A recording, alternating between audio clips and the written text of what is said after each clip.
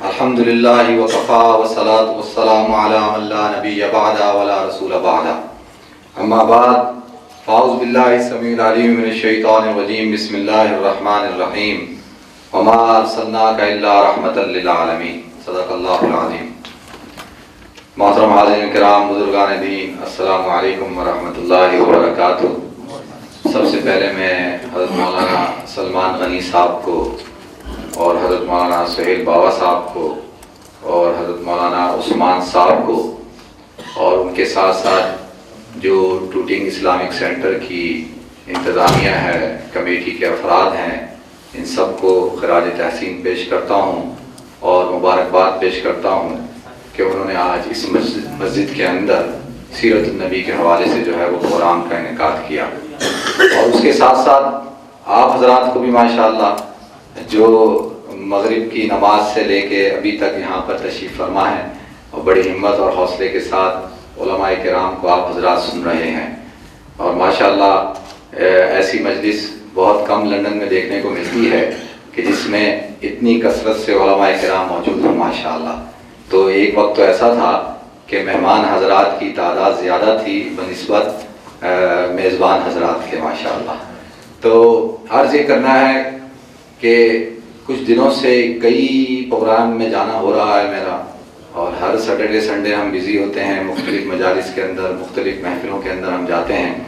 جب بھی میری باری آتی ہے تو مجھے کہا جاتا ہے کہ بھئی آپ کے لیے جو ہے وہ صرف 10 منٹ ہے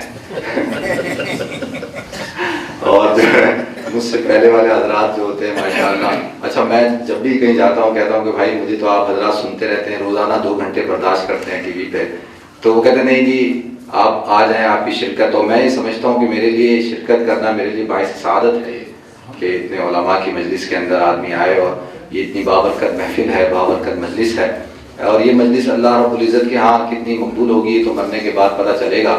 وہ کہتے ہیں بند کی میں نے آنکھیں تو میری کھل گئی آنکھیں، کیا تم کو بتاؤں مجھے کیا کیا نظر آیا۔ تو اس دن نظر آئے گا، پتہ چلے گا کہ بھئی ہمارے ساتھ کیا ہوا۔ اب 10 منٹ میں سے 3-4 منٹ تو گزر گئے ہیں اور باقی میرے پاس بچے ہیں 7 منٹ۔ 7 منٹ کے اندر میں حضور اکرم صلی اللہ علیہ وسلم کی سیرت کے حوالے سے گفتگو کروں، یہ تو میرے لیے بہت مشکل ہے۔ جو کام 1400 سال سے ہو رہا ہے اور ابھی تک کمپلیٹ نہیں ہوا، اور وہ کیسے میں 7 منٹ کے اندر جو ہے وہ کر سکتا ہوں۔ دیکھیں ایک بات جو عرض کر دوں، اب بڑا مشکل ہو جاتا ہے کہ 7 منٹ کے اندر جو ہے وہ کسی بات کو کمپلیٹ کرنا۔ حضور اکرم صلی اللہ علیہ وسلم جب پیدا ہوئے تو آپ کی والدہ محترمہ نے آپ کا نام محمد رکھا، اور آپ حضرات کو پتہ ہے صلی اللہ علیہ وسلم کہ عرب جو ہیں وہ فی البدی جو ہے کئی گھنٹوں جو ہے وہ اشعار کہا کرتے تھے، اور وہ اپنے آپ کو عرب اور ہم سب کو عجم کہتے ہیں کہ جی ہم تو بولنے والے تو ہم ہی ہیں، یہ تو گونگے ہیں۔ تو حضرت عبد المطلب جب آئے حضرت آمنہ کے پاس اور آ کے پوچھا کہ آمنہ تم نے بچے کا نام کیا رکھا؟ کہا محمد نام رکھا ہے۔ تو حضرت عبد المطلب بھی بہت بڑے شاعر تھے، وہ حیران ہو گئے، کہتے ہیں آمنہ یہ نام تو کبھی ہم نے سنا ہی نہیں، یعنی کبھی سنا ہی نہیں، کبھی ہمارے دل و دماغ میں یہ نام آئے نہیں۔ یہ عربوں کے حوالے سے بات کر رہا ہوں میں۔ وہ کہتے ہیں دو جہاں فدا تیرے نام پر، دو جہاں فدا تیرے نام پر، ہے سکون فضا تیرا نام بھی، تیری ذات پر ہو درود بھی، تیری ذات پر ہو سلام بھی، ہے بجھی بجھی میری صبح بھی، ہے بجھی بجھی میری شام بھی، ہے بجھی بجھی میری صبح بھی، ہے بجھی بجھی میری شام بھی۔ وہ کہتے ہیں جہاں درد حد سے گزر گیا، جہاں درد حد سے گزر گیا، تیری یاد وجہ سکون ہوئی، یہ کھلا کہ جان عزیز سے ہے قریب تیرا مقام بھی۔ تو یہ حضور اکرم صلی اللہ علیہ وسلم کا نام کا الذی یمحد مرۃ بعد مرہ، یعنی محمد کے کیا معنی ہیں؟ جس کی بار بار تعریف کی جائے، اتنی تعریف کہ مرۃ بعد مرہ۔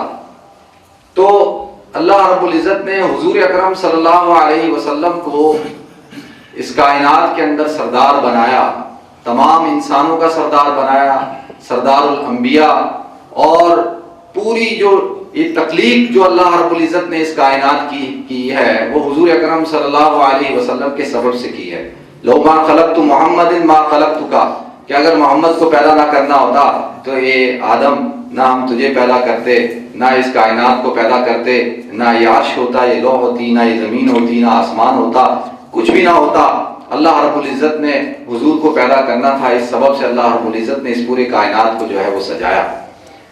کہا جاتا ہے، ایک صحابی کے بارے میں آتا ہے کہ وہ حضور اکرم صلی اللہ علیہ وسلم کے پاس آئے، کہا یا رسول اللہ میری عجیب کیفیت ہے، میری کیفیت جو ہے وہ بہت عجیب ہے۔ کہا کیا ہوا؟ کہا کہ جب آپ کی مجلس میں ہوتا ہوں تو میری نگاہیں آپ کے چہرے سے ہٹتی نہیں، میری نگاہیں آپ کے چہرے سے ہٹتی نہیں، جب گھر جاتا ہوں تو آپ کا چہرہ میری نگاہوں سے نہیں ہٹتا۔ اللہ کے رسول نے فرمایا بے چینی کیا ہے؟ کہا یا رسول اللہ گھر جا کر جب بے چینی ہوتی ہے تو بھاگتا ہوا دوڑتا ہوا آپ کی مجلس میں آتا ہوں، آپ کا دیدار کر لیتا ہوں اور دل کو چین مل جاتا ہے۔ وہ کہتے ہیں الٹی ہی چال چلتے ہیں دیوانگان عشق، آنکھوں کو بند کرتے ہیں دیدار کے لیے۔ جو لوگ عاشق ہوتے ہیں وہ چہروں کو جو ہے اپنے دل کے اندر بسا کر رکھتے ہیں۔ تو اللہ کے رسول صلی اللہ علیہ وسلم نے ارشاد فرمایا، پھر کہا یا رسول اللہ مجلس میں آ کر آپ کی زیارت کر لیتا ہوں اور آپ کی زیارت سے جو ہے وہ مجھے چین مل جاتا ہے۔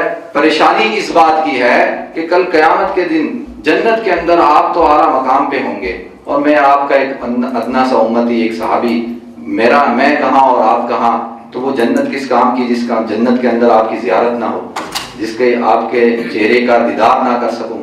وہ کہتے ہیں اے جنت تجھ میں حور و قصور رہتے ہیں، اے جنت تجھ میں حور و قصور رہتے ہیں، میں نے مانا ضرور رہتے ہیں، میرے دل کا طواف کر جنت، میرے دل میں حضور رہتے ہیں۔ وہ کہتے ہیں چھپ جاتی ہیں آئینہ دکھا کر تیری یادیں، چھپ جاتی ہیں آئینہ دکھا کر تیری یادیں، سونے نہیں دیتی مجھے شبر تیری یادیں۔ جب کسی سے انسان کو محبت ہو جاتی ہے اس کی کیفیت کیا ہوتی ہے؟